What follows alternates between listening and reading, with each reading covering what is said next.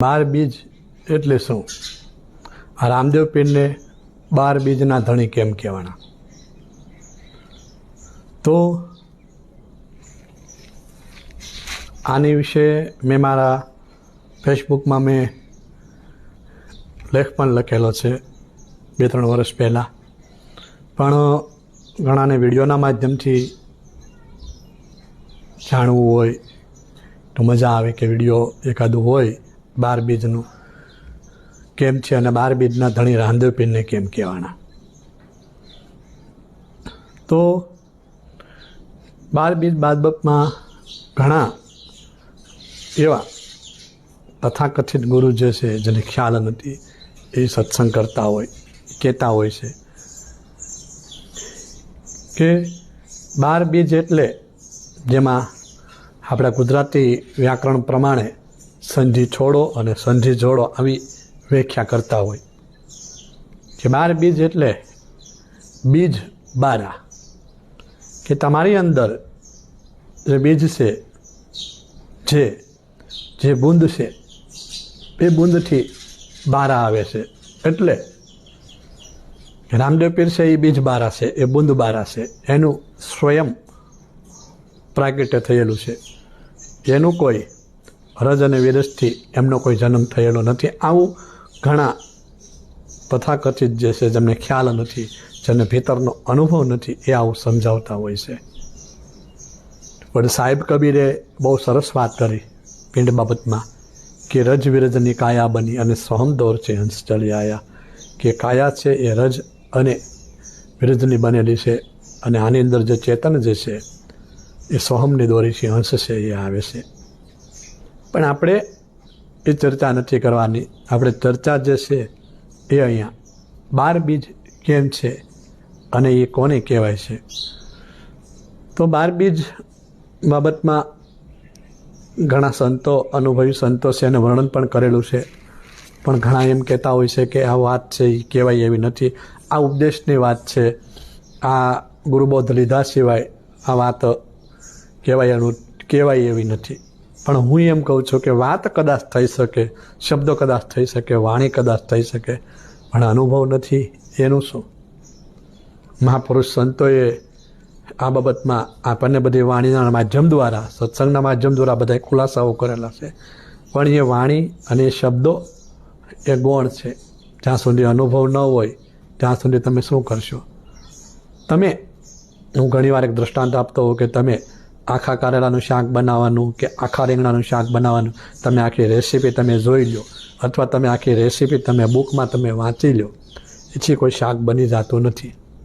એ વાંચીને તમે વર્ણન કરવા માંડો, એ સાંભળીને તમે વર્ણન કરવા માંડો, એથી તમને અનુભવ થઈ નથી જતો. એમ અને ઓશોએ તો બહુ સરસ વાત કરી. ઓશોને ઘણા એમ પ્રશ્ન પૂછતા કે ભગવાન તમે જે વાત કરો છો એ તમારી વાણી, એ તમારા જે શબ્દો છે એ વાંચી કાઢવી, સાંભળી કાઢવી, અને ઘણા તથાકથિતો પંડિતો છે, પુરોહિતો છે, બ્રાહ્મણો છે, ગુરવા લોકો તથાકથિતો છે એ તમારી કોપી મારે. તો ઓશોએ બહુ સરસ જવાબ આપ્યો કે શબ્દની કોપી લાગી શકે પણ વિચારોની કોપી લાગી શકતી નથી. હું એમ કહું છું એક સ્ટેપ વધારીને કે શબ્દોની કોપી લાગી શકે, કદાચ વિચારોની કોપી લાગી શકે. વિચારોની કોપી કેમ લાગી શકે કે પહેલાંના સમયમાં મહાપુરુષો સંતો એકાબીજા પોતે સમાજી અવસ્થામાં સંકલ્પ અને વિકલ્પના માધ્યમથી હજારો કિલોમીટરની દૂરી હોય તો એકાબીજા સંકલ્પ વિકલ્પના માધ્યમથી વાર્તાલાપ કરતા. અહીંયા જે સમાજી અવસ્થામાં બેઠા હોય સર્વિકલ્પ સમાધિમાં, અને આમાંના સાધક જે મહાપુરુષ છે એ બેઠા હોય તો સંકલ્પ વિકલ્પના માધ્યમથી એકાબીજા વિચારોથી આપલે કરતા. તો એમ જે અનુભવના સ્ટેજ ઉપર હોય છે એ કદાચ વિચારોના માધ્યમથી કદાચ કોપી પેસ્ટ લાગી શકે, પણ હું એમ કહું છું કે શબ્દની કોપી લાગે, વિચારોની કોપી લાગી શકે, પણ અનુભવની કોપી લાગી શકતી નથી. અનુભવ છે એની કોપી નથી લાગી શકતી. એટલે તો એને અનુભવને અવર્ણનીય પદ કીધું છે, એટલે એનું વર્ણન થઈ શકતું નથી. એમ કદાચ હું આ જે કંઈ કહું છું કદાચ કોઈ સાંભળે અને કદાચ કોઈ વાર્તાલાપ કરવા મળે તો એ વાત આખી અલગ છે, પણ એથી કોઈ અનુભવ થઈ જતો નથી. 12 બીજ જે કાંઈ છે એને મહાપુરુષો સંતોએ એને ભીતર વર્ણન કીધું અને ભીતર એમનું સ્થાન પણ બતાવવામાં આવ્યું છે. તો પ્રથમ જે બીજ છે એને કુરમ બીજ કીધી છે. કુરમ બીજ જે છે એ આની અંદર જ્યાં આપણું મળમૂત્ર જે છે, જે મૂત્રાશય જે છે, એમાં એનું સ્થાન છે કુરમ બીજનું. બીજી જે બૂંદ છે, બીજી જે બીજ છે, એ બીજને કીધું છે ઉત્પત્તિ બીજ. પહેલાં કુરમ બીજ કીધું, બીજી ઉત્પત્તિ બીજ કીધું. એને હું હમણાં વિગતવાર વર્ણન કરું, પણ પહેલાં આપણે 12 બીજ કેમ છે, એનું સ્થાન શું છે એ આપણે જાણી લઈએ. બીજી જે બીજ છે એને મહાપુરુષો સંતોએ ઉત્પત્તિ બીજ કીધી. ત્રીજી જે બીજ છે એ જે છે વાસના બીજ. વાસના બીજ છે એ તમારી અંદર જે વિચારો જે છે, જે મનના જે સંકલ્પ વિકલ્પો છે, જ્યાંથી જે આઈડિયા જે પ્રગટ થાય છે, વિચારો જે પ્રગટ થાય છે, એમાં એને કીધું છે જે ત્રીજી જે છે. પછી જે કીધું ચોથી જે બીજ જે છે, ચોથી બીજ જે ભીતર જે અહીંયા જે છે એને કીધું બુંદ બીજ. બુંદ નામે આપણે જે વર્ણન કર્યું, પણ અહીંયા એક બહુ સરસ વાત છે. નાદ અને બુંદનો જે વિસ્તાર કીધું એ મેં એક મારા પ્રવચનમાં પણ કીધેલું, મારા એક વિડીયોમાં પણ કીધેલું કે નાદ અને બુંદનો વિસ્તાર, બુંદ નામ પ્રકાશ, બુંદ નામ તેજ, બુંદ નામ નૂર. અહીંયા જે વાર્તાલાપ જે બીજની હાલે છે એ કોઈ ભૌતિક જે બુંદ જે છે એની વાત નથી હાલતી. અહીંયા જે વાર્તાલાપ જે બીજની હાલે છે બુંદ બીજ. એ બુંદ બીજ જે છે એ ત્રિકુટીય છે. એ સ્વાભાવિક છે કે કોઈ ભૌતિક બીજની વાત થતી હોય તો એ બીજ કોઈ ત્રિકુટીય કાંઈ એનું સ્થાન નથી, અહીંયા કાંઈ એનું કોઈ સંગ્રહ નથી. આ જે બુંદ જે છે, આ જે નૂરની વાત છે એ અહીંયા ત્રિકુટીય છે. બુંદ બીજ જે છે, ચોથી જે બીજ છે એ અહીંયા ત્રિકુટીય છે. પછી પાંચમી જે બીજ છે જેને મહાપુરુષો સંતોએ વાણીમાં વર્ણન કરેલું છે એને જે કીધું વચન બીજ. વચન બીજ એ જે છે અને એનું સ્થાન છે એ સમગ્ર ઉર્જામાં છે. જે તમારી આખા શરીરમાં જે તમારી જે શક્તિ જે છે, આ શક્તિ તો જે છે જ તે, પણ એની અંદર જે નાભીમાં જે કુંડળીની શક્તિ જે પડી છે અને સુરતા જે અલૌકિક શક્તિ પડી છે ને, એની અંદર આનું જે સ્થાન છે એ છે વચન બીજ, જેને ઉર્જા શક્તિમાં એનું સ્થાન છે. પછી જે છઠ્ઠી જે બીજ છે એને જે કીધું એને કીધું કર્મ બીજ. કર્મ બીજ, તમે કોઈ સત્કર્મ કરો, સારા કર્મ કરો, નબળા કર્મ કરો, એ બીજ. અને એનું જે સ્થાન છે એ મનનું છે. અને મનનું સ્થાન જે છે એ સૂક્ષ્મ શરીરમાં છે. 5 પ્રાણ, 5 જ્ઞાનેન્દ્રિય, 5 કર્મ ઇન્દ્રિયની અને 4 અંતકરણ, મન, બુદ્ધિ, ચિત્ત અને અહંકાર. આ એમાંથી જ્યાંથી સૂક્ષ્મ શરીરમાં જે 19 તત્વનું જે સૂક્ષ્મ શરીર બનેલું છે એમાં મન છે. અને એ મનમાં કર્મ બીજનું સ્થાન છે. એ કર્મ બીજ છે જે છે એ છઠ્ઠી બીજ છે અને એમાં એ મનમાં રહેલી છે. પછી આગળ જે કાંઈ વાત કરી છે મહાપુરુષો સંતોના અનુભવના માધ્યમથી વાણીમાં પણ આવું સાંભળવા મળેલું હોય છે એ બીજની. એ જે છે એ છે અહંકાર બીજ. ઘણા એમ કહે છે અહંકાર બીજ એટલે એ કે શ્વાસ ઉશ્વાસની વાત હાલે છે, પણ અહીંયા અહંકાર બીજ છે એ શ્વાસ ઉશ્વાસની વાત નથી. હકીકતમાં જે વાત છે એ છે જે તમારી અંદર જે પવન જે હાલી રહ્યો છે, તમારી અંદર જે પ્રાણ જે હાલી રહ્યો છે એ પ્રાણની વાત છે એને. અને એ જે ઓમકાર બીજ છે એ હકીકત અહંકાર બીજ ન કહેવાય પણ ઓમકાર બીજ કહેવામાં આવે છે, જે રોમે રોમમાં તમારો જે પ્રાણ જે હાલી રહ્યો છે. અને એનું સ્થાન પણ અહીંયા 7મી બીજનું ઓમકાર બીજનું જે સ્થાન છે સમગ્ર કાયામાં. જેમ સમગ્ર કાયામાં આપણે જે ઉર્જા શક્તિની વાત કરી છે એમ અહીંયા 7મી બીજ જે છે ઓમકાર બીજ, જે એ આખી કાયામાં જેનો એનો વાસ છે. પછી આગળ કીધું છે 8મી જે બીજ છે એ જે છે એ છે રજબીજ. રજબીજ જેમ અહીંયા આપણે એક વાત જે કરી છે બુંદ બીજની, જેમાં આપણે નૂરની વાત કરી છે, જેમાં આપણે ત્રિકુટીમાં વાત કરી છે, પણ અહીંયા જે વાત કરી છે એ રજબીજ છે.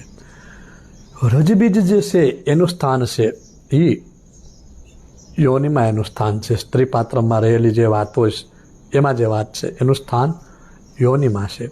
પછી આગળ બીજની જે વાત કરી છે 9મી બીજ છે એને કીધી છે અલિલ બીજ. અલિલ બીજ જે છે એ નાભીમાં છે. મૂલાધાર ચક્રથી લઈ સ્વાધિષ્ઠાન ચક્રની નાભીમાં જે ત્યાં મૂલાધાર ચક્રમાં જ્યાં 72,000 નાડીઓ જ્યાં પ્રગટ થયેલી છે અને નાભી એનું મૂળ કેન્દ્ર સ્થાન છે, એવી નાભીમાં અલિલ બીજ રમણ કરી રહી છે. એને અલિલ બીજ કહેવાય, 9મી બીજ છે. પછી 10મી જે બીજ છે એને જે કહેવાય છે એ છે પ્રેમ બીજ. પ્રેમ બીજ છે એ આખા બ્રહ્માંડમાં છે. એ બ્રહ્માંડ કહેતા કોઈ આ શરીરની વાત નથી હાલતી. બ્રહ્માંડ કહેતા જે તમારો મસ્તક છે એમાં છે. અને એક બ્રહ્માંડ કહેતા જે આજે ભૌતિક બ્રહ્માંડ તમને જે નરી આંખે દેખાય છે એ બ્રહ્માંડની વાત છે. એમાં પ્રેમ બીજ છે એ જે છે એ 10મી બીજ છે. પહેલાં 9મી અલીલ બીજ છે જેની નાભીમાં વાસ છે, અને આ 10મી બીજ જે છે એ બીજ જે છે એ સમગ્ર બ્રહ્માંડમાં છે. અને 11મી જે બીજ છે એને જે વાત કરી છે એને નાદ બીજ કીધી છે.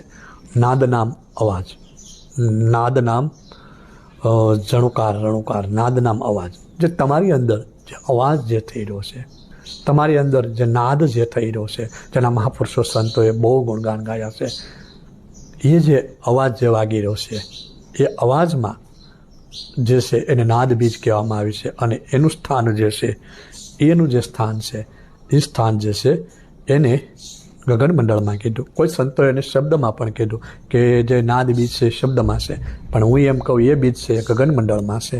એનું જે સ્થાન છે ગગનમંડળમાં છે. અને ગગનમંડળમાં શબ્દનું પ્રાગટ્ય આમ તો થાય છે, શબ્દ વહી રહ્યો છે. એટલે એકંદરે શબ્દ પણ બરોબર છે. પછી જે 12મી શૂન્ય જે કીધી છે એને જે કીધી છે એ બહુ મહત્વ સ્થાન ધરાવે, એનું બહુ મહત્વ સંતોએ ગાયું કે એને જે કીધું છે એ છે બ્રહ્મબીજ. બ્રહ્મબીજ એટલા માટે કહેવામાં કે આપણા સંતોએ અનન બ્રહ્મ જે શબ્દ પ્રયોગ કર્યો છે એવી રીતે અહીંયા જે બ્રહ્મબીજ કીધી. અને એ જે બ્રહ્મબીજ છે એ આની અંદર પિતરમાં જે 52 બાર જે રમણ કરી રહ્યો છે, જે 52ની બાર જે છે, જે શબ્દ જે 52 બાર જે રમણ કરી રહ્યો છે, અકાર ઉકાર અને મકાર, આ ત્રણેય માત્રા બની અને ત્રણેય માત્રા બનીને ઓમકાર બન્યો છે. એમાં એને વાત કરી. જો અહીંયા હું જે વાત કરું છું એ 52 બારની વાત કરું છું, અને ઓમકાર જે છે એ 52ની અંદર રમણ કરે છે, પણ એની માત્રા છૂટી પડો એટલે 52 બાર હોય છે, શબ્દ 52 બાર હોય છે.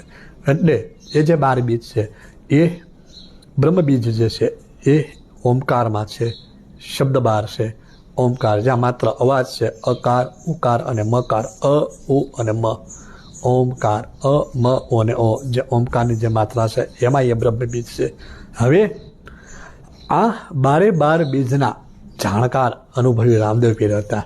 આ 12 બીજને રામદેવ પીરે જાણીતી અને અનુભવી હતી.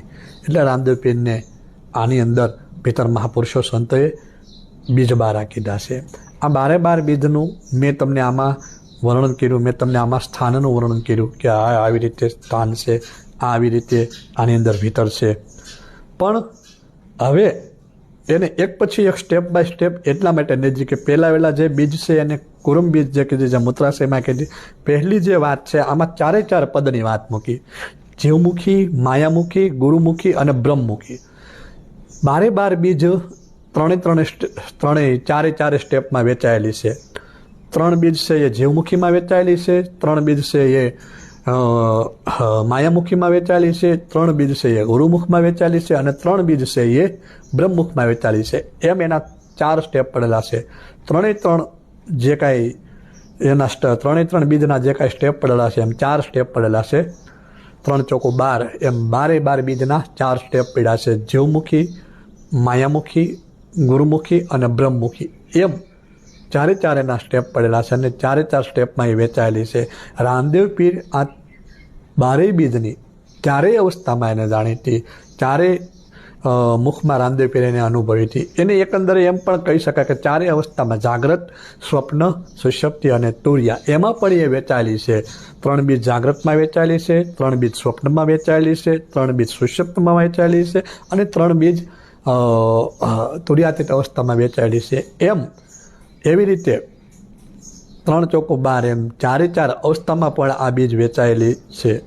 અને કેવી રીતે એનું સ્થાન છે એ તમે મારા સત્સંગમાં પ્રવચનમાં સાંભળશો એટલે તમને ખ્યાલ આવશે કે જીવમુખ બીજ કોણ છે, માયામુખ બીજ કોણ છે, ગુરુમુખ બીજ કોણ છે અને બ્રહ્મમુખ બીજ કોણ છે. રામદેવ પીર 4 અવસ્થામાં પારંગત હતા. રામદેવ પીર આ 4 જે કાંઈ મુખની જે વાણી છે એમાં એ પારંગત હતા, અને એમાં એણે અનુભવી હતી. એટલે રામદેવ પીર 12 બીજના ધણી કહેવાના. અને આ 12 બીજ રામદેવ પીરે જાણીતી અને માણીતી, એટલે રામદેવ પીરને 12 બીજ 12 કહેવાના અને 12 બીજના ધણી પણ કહેવાના. એ કોઈ ભૌતિક બીજની વાત જ નથી જે આપણને અહીંયા જે બીજ જે હોય અને બીજનું જે આપણે દર્શન કરીએ એ તો માત્ર પ્રતીક સ્વરૂપ છે. પણ આ તમામ જે બીજ છે એ બીજ ભીતર છે, અને એ ભીતર બીજને રામદેવ પીરે જાણીતી